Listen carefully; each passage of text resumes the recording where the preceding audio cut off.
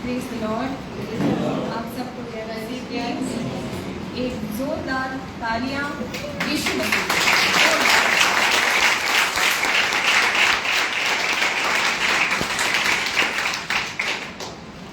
Thank you Lord.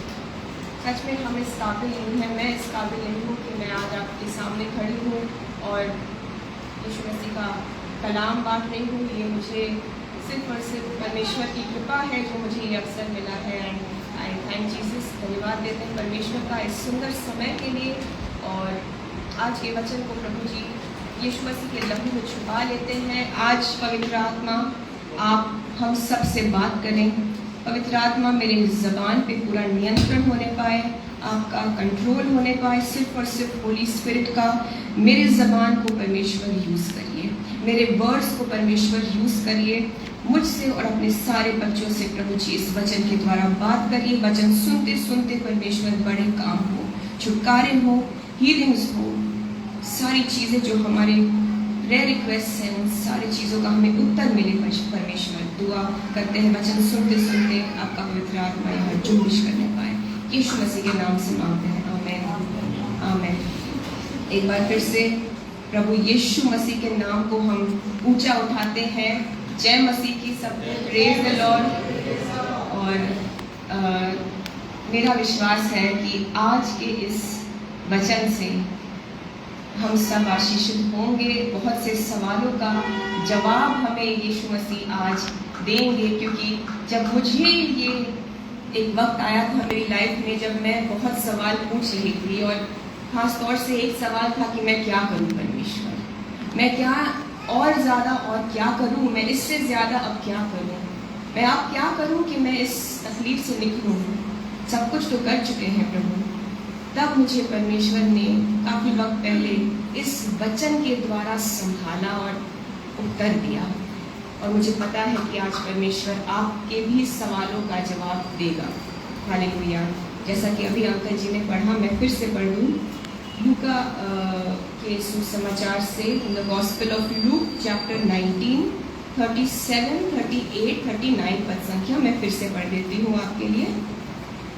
निकट आते हुए जब वह जैतून पहाड़ की ढलान पर पहुंचा तो चेलों की सारी मंडली उन सब सामर्थ्य के कामों के कारण जो उन्होंने देखे थे आनंदित होकर बड़े शब्द से परमेश्वर की स्तुति करने लगे।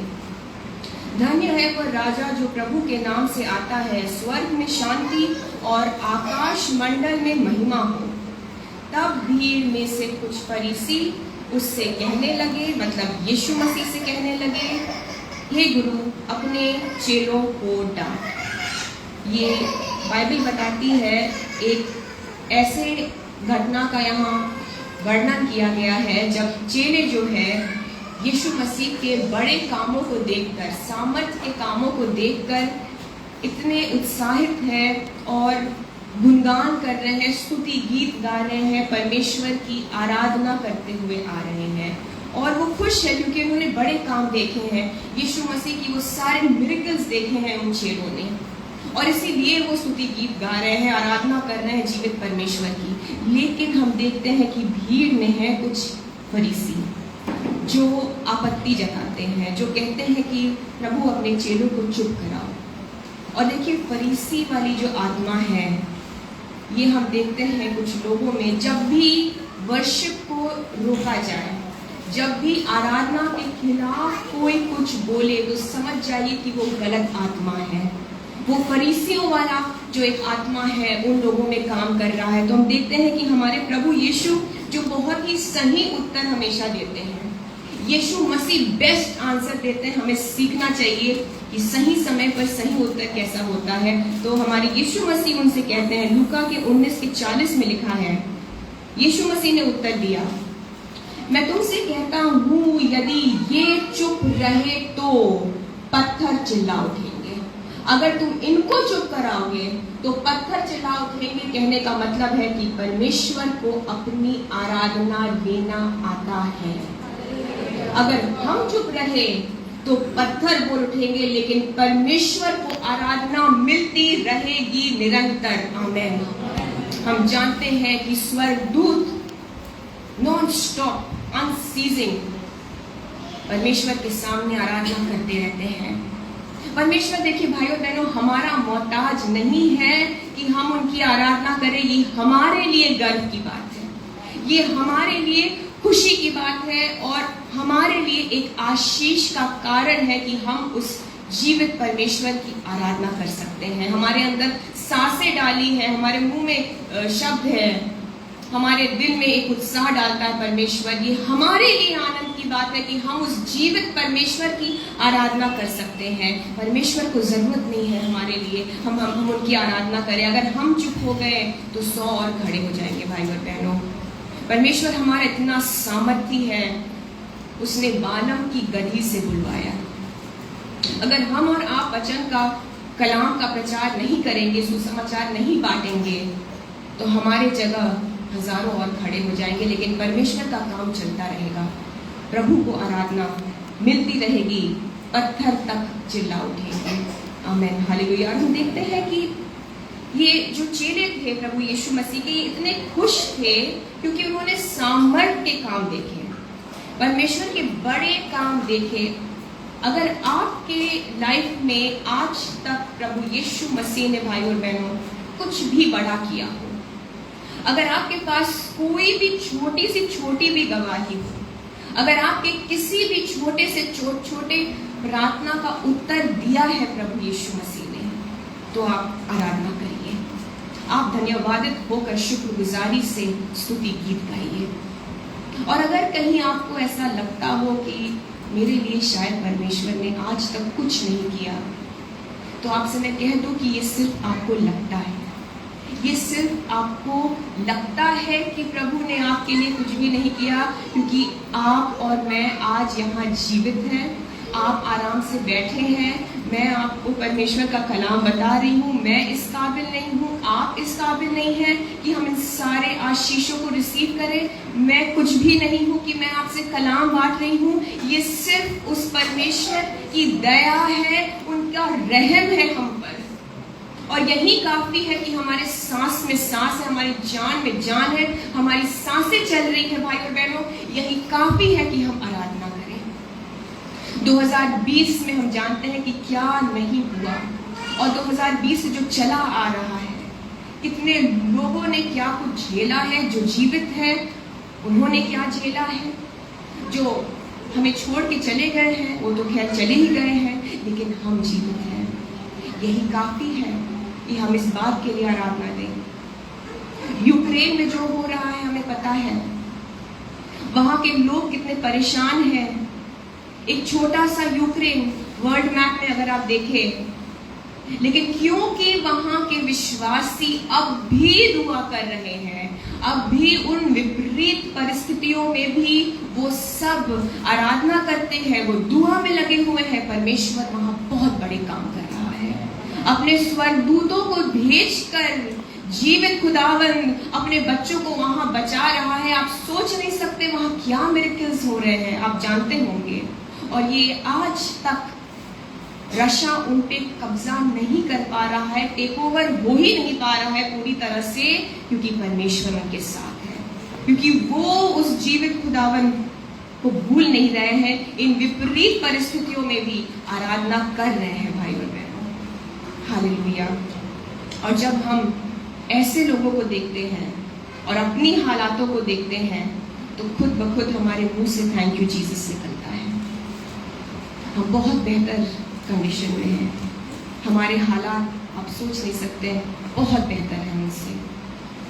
और जब भी हम अपने से बड़े किसी को देखेंगे, ऊंचे पदवी पर देखते हैं, अथॉरिटी में देखते हैं, आर्थिक रूप से बेहतर लोग हैं, हो सकता है उनकी डिग्रियां आपसे ज्यादा हो सकता है प्रोफेशन बेहतर है, हो सकता है फैमिली लाइफ बेटर है, लेकिन जब अपने से ऊंचे को देखेंगे भाई और बहनों, तो नाशुक्रापना आएगा। लेकिन जब भी अपने से नीचे को देखेंगे तो शुक्रगुजारी से ही दिल से थैंक यू जीसस निकलेगा, आराधना कर सकते हैं।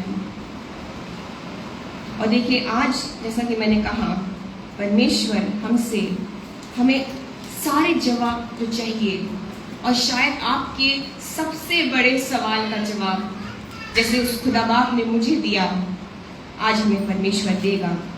बाइबल बताती है एक ऐसे इंसान के बारे में, दूसरे इतिहास में उसकी 20वीं अध्याय पर मैं मेनली फोकस करूंगी। 2 क्रॉनिकल्स दूसरा इतिहास 20 चैप्टर में जो लिखा है, मैं उससे कुछ हिस्से आपके लिए पढ़ूंगी, बस समरी में बताऊंगी। इसमें लिखा गया है एक राजा के बारे में, यहोशाफात के बारे में, और उसकी एक बहुत बड़ी तकलीफ आई और कैसे उन लोगों ने, यहोशाफात ने और उनके लोगों ने परमेश्वर से मांगा, दिशा मांगी, और किस तरह से हमारे परमेश्वर ने उन्हें हल दिया। हमें भी आज मिलेगा हमारा जवाब। हालेलुया। तो हम देखते हैं कि यहोशाफात जो है, उसे खबर लगती है कि मोआबियों और अमोनियों की एक बहुत बड़ी सेना उनकी ओर आक्रमण करने के लिए आ रही है और एक बहुत बड़ा अटैक होने वाला है। जाहिर सी बात है, यहोशाफात और उसके लोग जो है बहुत डर जाते हैं, तुरंत परमेश्वर के सम्मुख आते हैं, तुरंत दुआ करने लगते हैं, तुरंत परमेश्वर के घर पहुंचते हैं, अपनी सारी मुसीबतें उस परमेश्वर के सामने बयां करते हैं, रोते हैं, गिड़गिड़ाते हैं और अपनी सारी तकलीफ परमेश्वर को बताते हैं। लेकिन यहोशाफात ऐसा आदमी था जो सिर्फ संकट में उसने परमेश्वर को याद नहीं किया। बाइबल में लिखा है, यहोशाफात यहोवा की खोज पूरे दिल से करता था। खुदा का भय था उसके अंदर, गॉड फियरिंग आदमी। ये नहीं कि सिर्फ संकट आई तो परमेश्वर का ख्याल आया।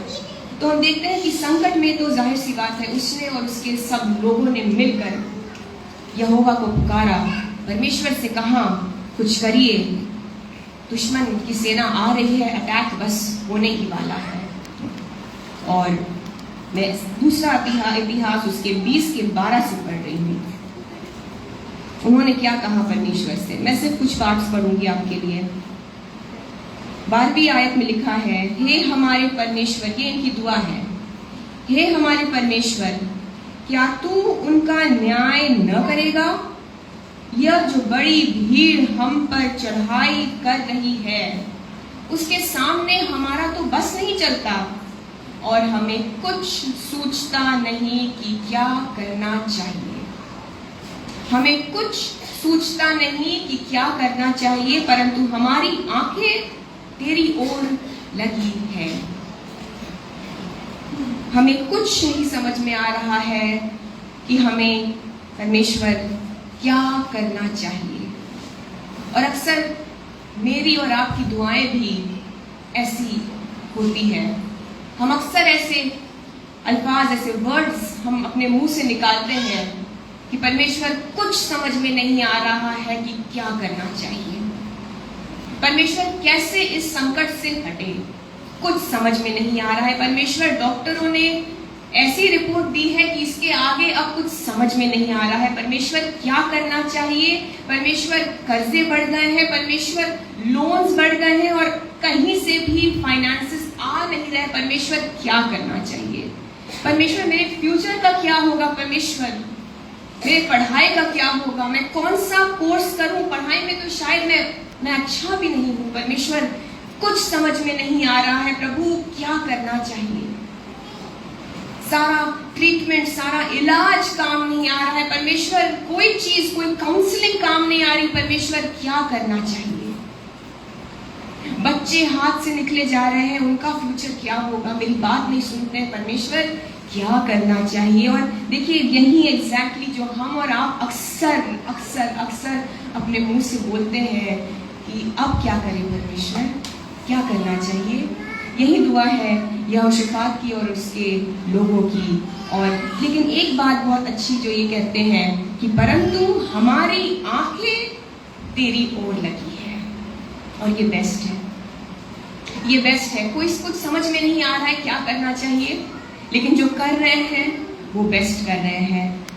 नजर जो है, फोकस जो है, आंखें जो है, परमेश्वर की ओर टिकी है। हम जानते हैं दाऊद के बारे में, ऐसा आराधक नहीं परमेश्वर का, दाऊद कहता है भजन संहिता में, साम्स में, कि मैंने हमेशा यहोवा को अपने सम्मुख रखा। और यही बेस्ट है बाइबल में। जब कुछ समझ ना आए तो परमेश्वर की ओर ही देखना पड़ता है। कभी कभी खुदा बाप ऐसा करता है कि हमें ऐसे हालातों में डालता है, अलाउ करता है। परमेश्वर नहीं डालता है लेकिन अलाउ करता है कि कहीं से कोई मदद ना आए, या सब कुछ ट्राई कर लिया, हर जगह हाथ लगा के देख लिया, सब कुछ कर लिया, लेकिन कहीं से कोई मदद नहीं आती। कभी कभी परमेश्वर हमें ऐसे परिस्थितियों में जाने को अलाउ करते हैं ताकि हम विवश होकर, हार मानकर वो बेस्ट जो चीज है, जो बेस्ट उपाय है, वो करें, यहोवा की ओर देखें। जैसे कि इन लोगों ने यहोवा की ओर देखा और देखिए इसका प्रतिफल क्या मिला इन्हें। और परमेश्वर इनसे कहता है, परमेश्वर इन्हें जवाब देता है। परमेश्वर का आत्मा इनसे कहता है, दूसरा इतिहास 20वें अध्याय से मैं 15, 16, 17 से कुछ पार्ट्स पढ़ूंगी आपके लिए। परमेश्वर का आत्मा इन लोगों से कहता है, तुम इस बड़ी भीड़ से मत डरो और तुम्हारा मन कच्चा न हो, क्योंकि युद्ध तुम्हारा नहीं परमेश्वर का है। कल उनका सामना करने को जाना। कुछ दिनों से परमेश्वर मुझसे ये बात कह रहा है, कुछ दिनों से मुझे ये फील हो रहा है कि बार बार मैं जो भी पढ़ूं बाइबल में, परमेश्वर मुझे बार बार दिखाता है, युद्ध तुम्हारा नहीं परमेश्वर का है, युद्ध तुम्हारा नहीं परमेश्वर का है। और शायद मुझे ऐसा लगता है कि जो कि परमेश्वर इतना ज्यादा मुझे ये बता रहा है, आप सबको भी ये सुनने की जरूरत है। युद्ध आपका नहीं है, परमेश्वर का है। सबसे पहले तो हम इस बात को समझते हैं। आगे परमेश्वर कहते हैं, इस लड़ाई में तुम्हें लड़ना न होगा। हे यहूदा और हे यरूशलेम, ठहरे रहना और खड़े रहकर यहोवा की ओर से अपना बचाव देखना। आमीन। मत डरो और तुम्हारा मन कच्चा ना हो। कल उनका सामना करने को चलना और यहोवा तुम्हारे साथ रहेगा। Praise the Lord. स्थिर रहो, मत डरो, यहोवा तुम्हारे साथ रहेगा, वही बचाव करेगा। पास्टर जी बहुत अच्छा गीत गाते हैं और मैं बहुत पसंद करती हूँ उस गीत को। डरो मत, चुपचाप खड़े रहो और उस परमेश्वर के नजात के बड़े काम देखो। और वही जो परमेश्वर ने इस्राएलियों से कहा, वही जो परमेश्वर ने यहोशापात के लोगों से कहा, वही आज परमेश्वर का आत्मा आपसे और मुझसे भी कह रहा है, मत डरो। और सबसे बड़ी बात यह है, परमेश्वर कह रहा है इनसे, यहोवा तुम्हारे साथ रहेगा। जब यहोवा तुम्हारे साथ रहेगा तो तुम्हें जाहिर सी बात है डरने की जरूरत नहीं है। लेकिन देखिए ये लोग जो है, ये खुदा में इतने लीन लोग हैं, ये जानते हैं परमेश्वर के दिल को, ये जानते हैं कि उन्हें क्या करना है। परमेश्वर ने इनसे कहा कि परमेश्वर तुम्हारे साथ रहेगा, तो ये हाथ पे हाथ धरे बैठे नहीं रहे। उन्हें पता था कि परमेश्वर की उपस्थिति को साथ लेकर चलने के लिए, परमेश्वर की उपस्थिति को बनाए रखने के लिए हमें कुछ करना है। और वो क्या है? ये तुरंत दंडवत होकर परमेश्वर के सम्मुख आते हैं, आराधना करने लगते हैं, स्तुति गीत गाने लगते हैं। एक अच्छा इनको एक आश्वासन मिलता है परमेश्वर से। लेकिन ये सुकून से बैठ नहीं जाते हैं। ये बस ये नहीं सोचते हैं कि अब परमेश्वर संभालेगा, अब बस मजे ही मजे। ये तुरंत समझ जाते हैं कि परमेश्वर के उस वचन को अपने लाइफ में एक्टिवेट करने के लिए, उस जीवित वचन को अपने लाइफ में क्लेम करने के लिए वो काम करे। परमेश्वर हमारे साथ उनकी उपस्थिति बनी रहे, इसलिए हमें वर्शिप करना जरूरी है। और वो वर्शिप करते करते, स्तुति गीत गाते गाते अगले दिन भी निकल चले, युद्ध करने को नहीं, लेकिन यहोवा के उस काम को देखने के लिए जो परमेश्वर करने वाला था उनके दुश्मनों के खिलाफ। बहुत ही इंटरेस्टिंग चीज है, आप सुनिए क्या होता है। सबसे मजे की बात कि परमेश्वर से आश्वासन मिला, ये वर्शिप करने लगे, ये आराधना करने लगते हैं। आराधना करते करते ही आगे बढ़ते हैं अगले दिन, और देखिए क्या होता है। दूसरा इतिहास उसके 20 के 22 से मैं पढ़ रही हूँ। लिखा है, जिस समय वे गाकर स्तुति करने लगे। उसी समय यहोवा ने अम्मोनियों, मोआबियों और सेर के पहाड़ी देश के लोगों पर जो यहूदा के विरुद्ध आ रहे थे, घातकों को बैठा दिया और वे मारे गए। होता क्या है कि परमेश्वर ऐसा काम करते हैं कि ये जो दुश्मन की सेना आ रही थी, जब आप आगे पढ़ेंगे तो देखेंगे, जो दुश्मन की सेना, बड़ी सेना आ रही थी हर दिशा से, वो आपस में ही लड़ गए। वो सब आपस में ही लड़ गए। उन्होंने खुद का नाश कर दिया, एक दूसरे को ही मार डाला और सेना, दुश्मन, शैतानी ताकतें परमेश्वर के सामर्थ की वजह से तितर बितर हो गई। वो स्कैटर हो गए। उन्होंने खुद पे ही हमला करके अपना नाश कर दिया। तो यहोशाफात के लोग जब वहां पहुंचते हैं, उन्हें क्या मिलता है? दुश्मन के लाशों का ढेर। दुश्मन खत्म, सिर्फ लाशों का ढेर। लेकिन एक बात जो मैं आपका ध्यान इस पे लाना चाह रही हूं, जिस समय वे स्तुति करने लगे, उसी समय यहोवा ने ये किया। ये सीक्रेट है भाई और बहनों। जिस समय आप और मैं वर्शिप करने लगेंगे, उसी समय हमारे शत्रुओं पर, हम पर अटैक करने वाले उन शैतानी ताकतों पर, हमें हमारा विद्रोह करने वाली उन चीजों पर, उन बीमारियों पर, उन सारी समस्याओं पर जिस समय हम वर्शिप करने लगते हैं, उसी समय परमेश्वर उनका नाश करता है।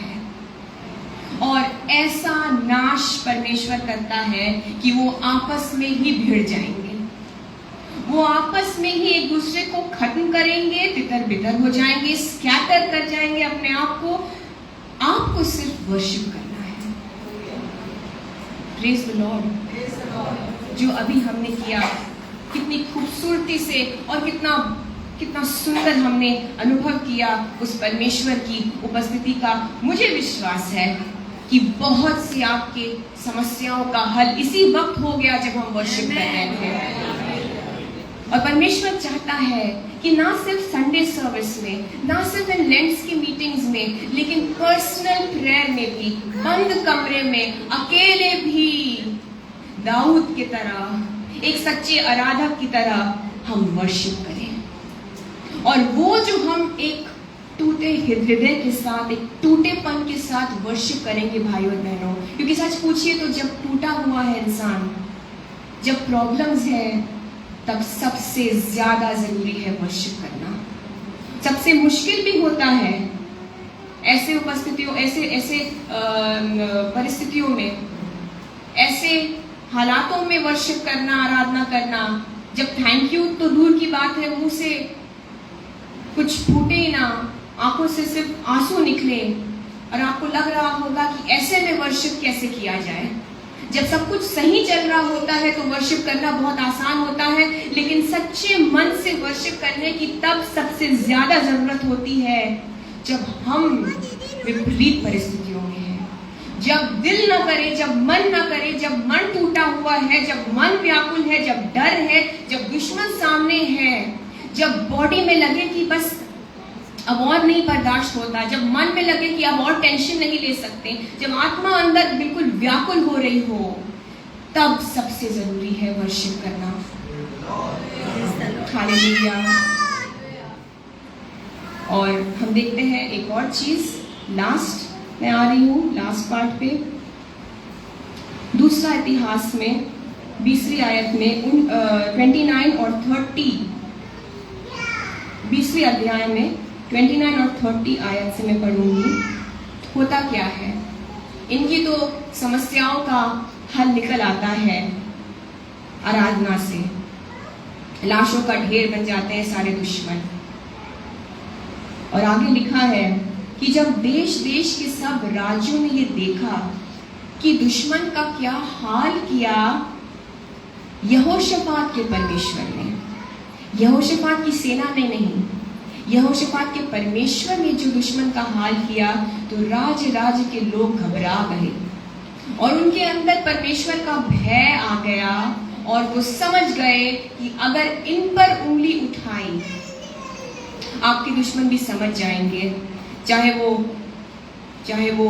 इंसान हो, चाहे वो आत्मिक दुश्मन हो, वो समझ जाएंगे कि इस परमेश्वर के अभिषिक्त बच्चे पर अगर मैंने हाथ उठाया तो मुझे डायरेक्टली उस यहोवा से डील करना होगा। आसपास के सभी लोग समझ गए, अगर यहोशाफात को छुआ तो जो परमेश्वर ने उन दुश्मनों के साथ किया वो परमेश्वर हमारा भी हाल कर सकता है। इसलिए लिखा है, इस प्रकार यहोशाफात के राज्य को चैन मिला, क्योंकि उसके परमेश्वर ने उसको चारों ओर से विश्राम दिया। आज हम सबको भाई और बहनों विश्राम की जरूरत है, हम सबको उस चैन की जरूरत है, और वो विश्राम सिर्फ हमें हमारा जीवित परमेश्वर देता है। आप आराधना करेंगे, परमेश्वर आपको चैन देगा। आप आराधना करेंगे, आपके सारे दुश्मनों से परमेश्वर आपको विश्राम देगा। आप आराधना करेंगे, परमेश्वर उन सारे शैतानी शक्तियों को कंफ्यूजन में डाल देगा, वो आपस में ही लड़ जाएंगे। अगर वो इंसानों के द्वारा भी काम कर रहे होंगे तो वो कुछ ऐसा करेंगे कि आप तक तो बात पहुंचेगी नहीं, परमेश्वर दूर से ही डील कर लेंगे। आप आराधना करेंगे, आपको अपने सबसे बड़े प्रॉब्लम का हल मिल जाएगा। आपको आराधना करने की जरूरत है, और यही आज परमेश्वर का आत्मा मुझसे और आपसे कह रहा है कि कुछ बड़ा करने की जरूरत नहीं है। अब क्या करें, कहाँ और जाएं? कुछ नहीं, अपने घर जाएं, कमरे को बंद करें, कोई भी आराधना वर्शिप सॉन्ग चलाएं, या अपने मुंह से ही गाएं, कैसी भी आवाज निकले, वर्ड्स में आ रहे हो तो सिर्फ हालेलुया बोले, टंग्स में दुआ करें, आराधना करें, दिल से करेंगे, रोज करेंगे, प्रॉब्लम्स छटती जाएंगी, हटते जाएंगे, और आपकी गवाही आपको मिल जाएगी। The secret is worship. जो की है, जो उस ताले को खोलेगी आपके ब्लेसिंग्स की, वो चाबी आराधना में है। Praise the Lord, hallelujah. और बस मैं लास्ट एक वर्स आपके साथ शेयर करना चाहती हूँ। हम सब जानते हैं पौलुस और सिलास के बारे में, प्रेरितों में, एक्ट्स ऑफ अपोस्टल्स में उसके 16, उसके 25 और 26 में ऐसा लिखा है। जल्दी से पढ़ दूं आपके लिए। आधी रात के लगभग पौलुस और सिलास प्रार्थना करते हुए परमेश्वर के भजन गा रहे थे और कैदी उनकी सुन रहे थे। यहाँ और लोग भी इस वर्शिप को सुन रहे हैं। लिखा है, इतने में एकाएक सडनली, एकदम से एक बड़ा भूकंप आया, यहाँ तक कि बंदी गृह की नींव हिल गई और तुरंत सब द्वार खुल गए और सबके बंधन खुल पड़े। हम सब जानते हैं इस वर्ष को, भली भांति जानते हैं क्या होता है जब ये आराधना करते हैं। पौलुस और सिलास के आराधना की वजह से बंदी गृह में थे, वो बहुत खुश नहीं थे, वो बहुत ब्लेस्ड फील नहीं कर रहे होंगे, और ऐसा भी नहीं था कि बहुत दिल से उनके थैंक यू निकल रहा था, लेकिन आराधना कर रहे थे, बंदी गृह में आराधना कर रहे थे, उस मुश्किल में आराधना कर रहे थे। आप और मैं भी करेंगे। परमेश्वर नींव से हिला देगा, एक बड़ा भूकंप भेजेगा परमेश्वर, नींव से हिला देगा उस मुसीबत को, उस मुश्किल को, उस बीमारी को, उस तकलीफ को, उन शैतानी ताकतों को परमेश्वर नींव से हिला देगा। दरवाजे खुल जाएंगे, आप पर से, मुझ पर से बेड़ियां टूट गई हैं आज की आराधना में। मैं बिलीव करती हूँ, मेरा ये यकीन है, विश्वास है। हालेलुया। हम सबको परमेश्वर इसी तरह से आशीषित करता रहे, अपने वचन से ब्लेस करता रहे। Praise the Lord. Hallelujah.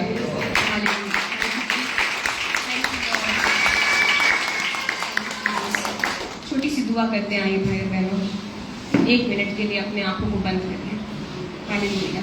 Thank you Jesus. धन्यवाद देते हैं परमेश्वर इस सुंदर समय के लिए। परमेश्वर आपने हमसे बातें की, परमेश्वर आपने अपने पवित्र आत्मा को भेजकर हमारे बीच हमें बहुत से छुटकारे दिए हैं, आज चंगाइयाँ मिली हैं, हमारा विश्वास है काम हो चुका है परमेश्वर, और वो हमारे लाइफ में अब दिखे, उन कामों का प्रकटीकरण हो परमेश्वर, मैनिफेस्ट होने पाए वो सारी ब्लेसिंग्स। मांगते हैं परमेश्वर एक अनुग्रह, एक ग्रेस आराधना करने के लिए परमेश्वर, क्योंकि सच में परमेश्वर हमारे लिए एक आशीष का कारण है कि हम आपके सामने आकर परमेश्वर आपकी आराधना कर सके, आपको हम अपनी आराधना से खुश कर सके परमेश्वर, सारी परिस्थितियों में हमेशा वर्शिप कर सके परमेश्वर।